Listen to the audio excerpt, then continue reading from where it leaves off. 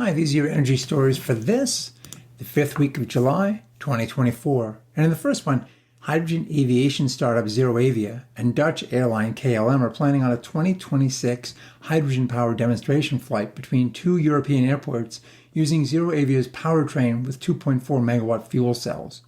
The plane will seat up to 80 passengers with a goal to provide an quote, evidence base, unquote, to support KLM's broader adoption of hydrogen technology and accelerating H2 aircraft operation in the EU.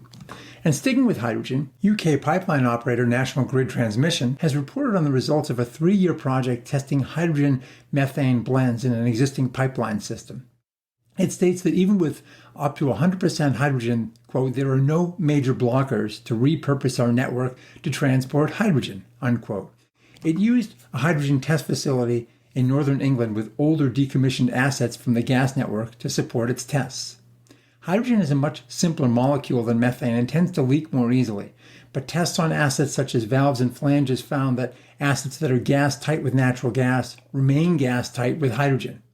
Where there were leakages, hydrogen leaked proportionally more by volume, 2 to 3 times as much, but this finding wasn't a surprise.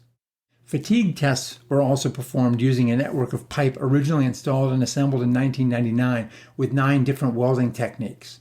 After 30,000 high-pressure cycles of compressed H2, similar to about 80 years of operational life, no signs of fatigue damage were seen and the steel was not embrittled.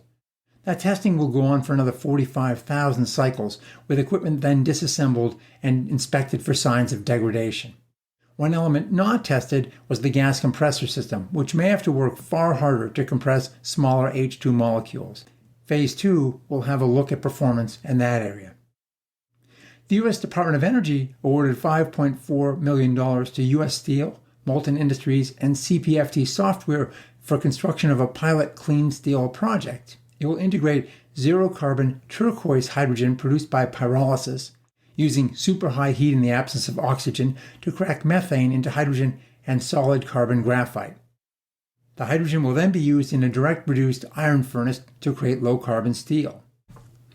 U.S. clean energy developer Intersect Power will take delivery of 15.3 gigawatt hours, 15,300 megawatt hours of Tesla's Megapack battery storage units in 2025 and 2026 for projects to be developed through 2030. 50% of the deliveries will go to support just 4 of Intersect Power's solar plus storage projects in California and Texas to be commissioned by 2027, and the remainder will go to Intersect Power's stable of solar storage hybrids planned for 2028 through 2030.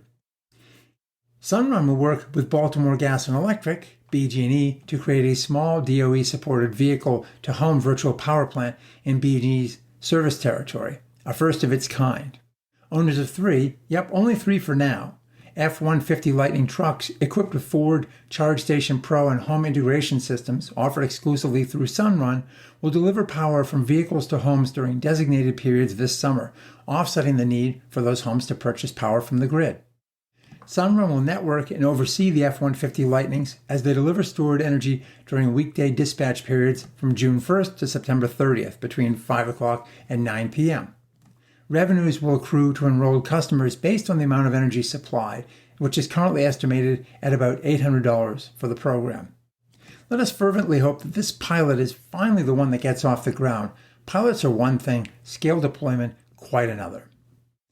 Those 3 Lightnings may herald a bright future, but in the meantime, Ford Motors' electric division just cannot stop its financial exsanguination.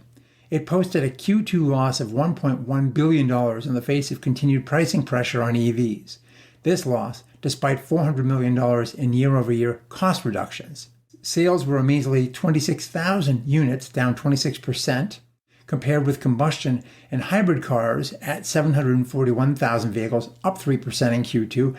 Consequently, Ford has pulled back from a 2021 announced target of selling only electric passenger vehicles in Europe by 2030, while also canceling plans for EV production at its Canada plant, where it will instead produce profitable Super Duty combustion trucks. Well, that's all for this week. Thanks for watching, and we'll see you again next week.